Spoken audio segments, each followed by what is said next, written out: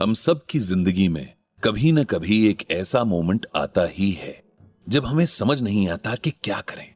वक्त हमें कभी किसी दोराहे पर तो कभी चौराहे पर लाकर खड़ा कर ही देता है, जहां से कौन सा रास्ता चुने और कौन सा छोड़ दें, ये फैसला करना मुश्किल हो जाता है। ऐसे वक्त में हम किसी ऐसे इंसान को ढूंढते हैं जिस पर हमें भरोसा हो कि उसकी नॉलेज, उसका एक्सपीरियंस, उसकी सूझबूझ और फैसले लेने की ताकत हमसे अच्छी है। कभी ऐसा इंसान मिल जाता है तो कभी हम कंफ्यूजन में ही बहुत सारा टाइम वेस्ट कर देते हैं या कोई गलत फैसला ले लेते हैं। देखिए, अगर हमें यह पता हो कि इस सृष्टि को बनाने, चलाने और मिटाने वाले भगवान ने हम इंसानों की ऐसी सिचुएशंस का हल खुद अपने मुंह से बताया है और वो श्रीमद् भगवत गीता के रूप में हम सभी के लिए इजीली अवेलेबल भी है, तो क्या हम परेशान होंगे? बिल्कुल भी नहीं, क्योंकि भगवान से बेहतर राह हमें कौन दिखा सकता है और हमारा भला कौन चाह सकता है। अभिनव खुशकिस्मत था कि उसके पिता ब्रजभूषण जी उर्फ पंडित जी ने बहुत सही टाइम पर उसे श्रीमद् भगवत गीता रूपी इस गाइड से मिलवा दिया था। और अब अभिनव की कोशिश है कि उससे जितना भी पॉसिबल हो उतना वो लोगों तक इस अवेयरनेस को पहुंचाए। इसी कड़ी में आज उसने एक और मेल का रिप्लाई लिखा है जो उसके ब्लॉग के आईडी पर एक रीडर ने भेजी है। जैसा कि हम जानते हैं कि आजकल अभिनव गीता ज्ञान ब्लॉग पर बिजनेस और उससे जुड़ी सिचुएशंस में गीता ज्ञान को कैसे अप्लाई करें, इस टॉपिक पर बात कर रहा है। इसीलिए यह मेल भी इसी टॉपिक से रिलेटेड है। मेल विनय नाम के एक व्यक्ति ने भेजा है और उन्होंने अभिनव से अपनी परेशानी कुछ इस तरह से शेयर की थी। हाय अभिनव, मेरा नाम विनय है और मैं एज में लगभग आपके जितना हूं। मैं पहली बार आपके ब्लॉग पर आया हूं, लेकिन मेरी वाइफ स्वाति आपके ब्लॉग को रेगुलरली पढ़ती हैं। उन्हीं ने मुझे रेकमेंड किया था कि मैं आपका ब्लॉग पढ़ूं क्योंकि आजकल मैं बहुत ज्यादा डिस्टर्ब रहता हूं। मैं आपको अपने बारे में डिटेल में बताता हूं। मैं एक बहुत अच्छे फैमिली बैकग्राउंड से हूं। मेरी फैमिली में जाने कितनी जनरेशन से सब के सब गवर्नमेंट सर्विस में रहे हैं और हर जनरेशन में एक न एक सिविल सर्वेंट होता ही है। मेरी जनरेशन में मेरी बहन राधिका ने सिविल सर्विसेज क्लियर की है और वो एक IRS ऑफिसर है। मेरे घर का माहौल हमेशा बहुत ज्यादा पढ़ाई वाला रहा है, जहां हर कोई किसी न किसी कंपटीशन को पास करके अपनी जॉब कर रहा है। और ऐसे में आप इस फैमिली का माइंडसेट तो समझ ही सकते हैं। और एक्चुअली मेरी प्रॉब्लम की जड़ यही माइंडसेट है। मैं बहुत जल्दी समझ गया था कि मुझे फैमिली के इस ढर्रे पर नहीं चलना है, क्योंकि मैं दिन रात किसी रेस में नहीं दौड़ सकता था। मैं पढ़ता था क्योंकि मुझे इसमें मजा आता था। लेकिन अगर कोई कहता कि पढ़ो ताकि एक एग्जाम में बाकियों से आगे निकल सको, तो ये मेरे बस की बात नहीं थी। मैंने बहुत जल्द अपने पेरेंट्स से ये बात शेयर कर दी थी ताकि मुझसे उनकी एक्सपेक्टेशंस बहुत ज्यादा ना बढ़ें। लेकिन उनके लिए फैमिली का ट्रेडिशन मेरी खुशी से बढ़कर था। इसीलिए पहले तो उन्होंने मेरी बात को हंसी में उड़ाया और जब उन्हें लगा कि मैं सीरियस हूं तो तमाम तरह के हथकंडे जैसे कि प्यार, डांट, इमोशनल अत्याचार करके उन्होंने मेरा ब्रेन वॉश करने की भरपूर कोशिश की। लेकिन मैं अपने आप को लेकर बहुत क्लियर था। मैंने उन्हें बता दिया था कि मैं स्टडीज कंप्लीट करने के बाद अपना बिजनेस करूंगा। जब उनकी तमाम कोशिशों के बाद भी मैंने अपनी बात से टलना मंजूर नहीं किया तो मेरे पेरेंट्स हार मानकर चुप हो गए। पढ़ाई के दिनों में ही मेरी स्वाति से मुलाकात हुई। उसके और मेरे ख्यालात बहुत मिलते थे। उसे भी लीक से हटकर कुछ करना था। हम दोनों ने बहुत प्लानिंग और रिसर्च की और फाइनल किया कि हम दोनों मिलकर गारमेंट्स का बिजनेस शुरू करेंगे। मेरे पेरेंट्स ने मन मारकर मुझे इस काम के लिए अपनी सेविंग्स का एक बड़ा हिस्सा दिया, जिसे मैंने उनसे लोन के तौर पर लिया था, और स्वाति ने भी उतना ही अमाउंट इन्वेस्ट किया। इस तरह हम दोनों इस काम में बराबर के पार्टनर बन गए। हमारे काम की शुरुआत अच्छी हुई। हम देश भर में घूम घूम कर हर स्टेट का फेमस फैब्रिक और ड्रेसेस लाते और अपने स्टोर पर उन्हें अच्छे प्राइस पर बेचते। हमारे कस्टमर्स में हमारे प्रोडक्ट्स की क्वालिटी को लेकर बहुत अच्छा फीडबैक था। 3-4 साल में ही हमने काफी अच्छा नाम बना लिया था।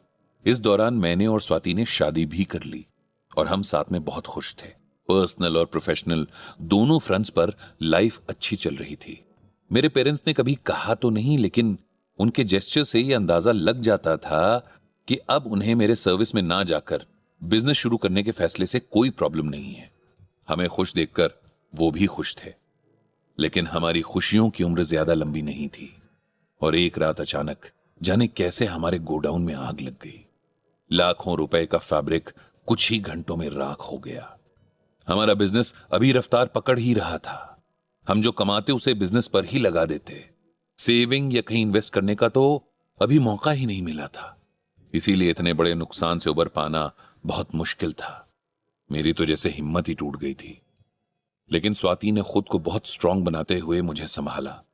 हमने डिसाइड किया कि हम बैंक से लोन लेकर नई शुरुआत करेंगे, क्योंकि फैमिली की सेविंग्स तो हम ऑलरेडी खर्च कर चुके थे। बैंक से हमें हमारे घर के अगेंस्ट लोन मिल गया, लेकिन इस बार पता नहीं क्या हुआ कि काम उस तरह से जमा ही नहीं जैसा पहली बार में हुआ था। नए कस्टमर्स बहुत कम मिल रहे थे और पुराने वापस लौट नहीं रहे थे। मेरा सब्र धीरे धीरे जवाब देने लगा।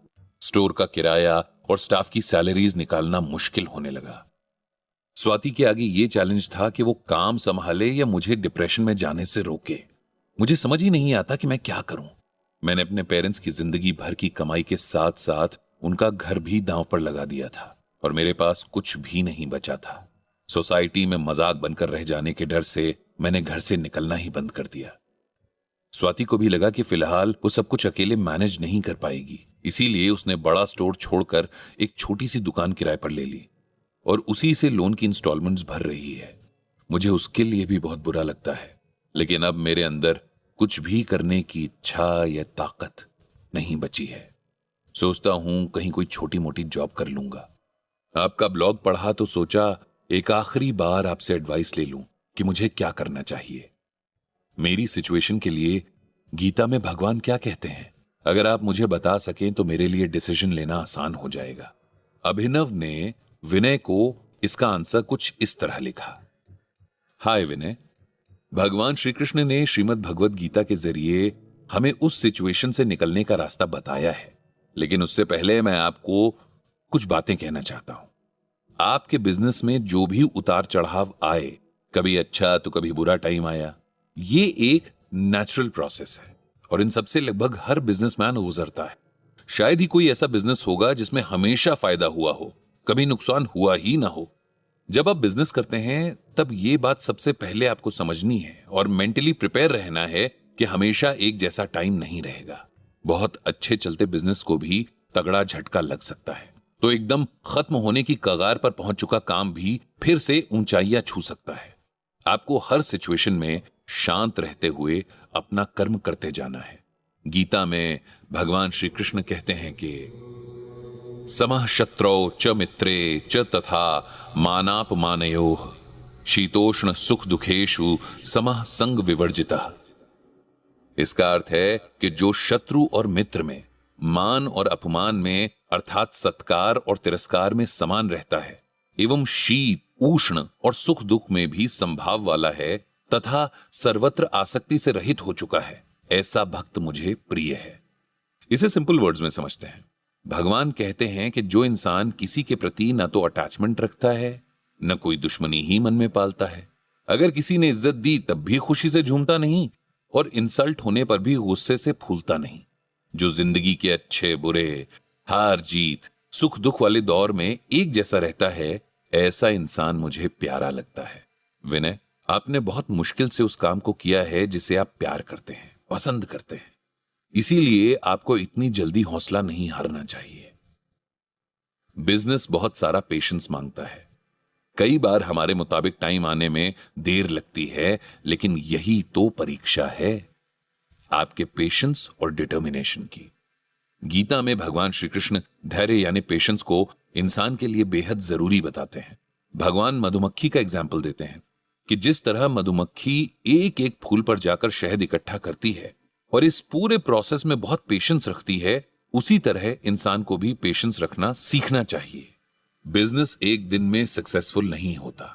कई बार तो हमारी उम्मीद से ज्यादा टाइम लग जाता है हमारा मनचाहा रिजल्ट आने में, लेकिन अगर हमें खुद पर विश्वास है तो पेशेंस के साथ अपना काम करते चले जाना चाहिए।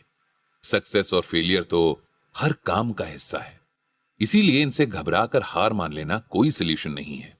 एक अच्छा बिजनेसमैन वही है जो हर तरह की सिचुएशन से जूझना जानता हो, और खुद पर यकीन भी रखता हो, क्योंकि जिसे खुद पर भरोसा होता है वो हर हालात से पार पा लेता है।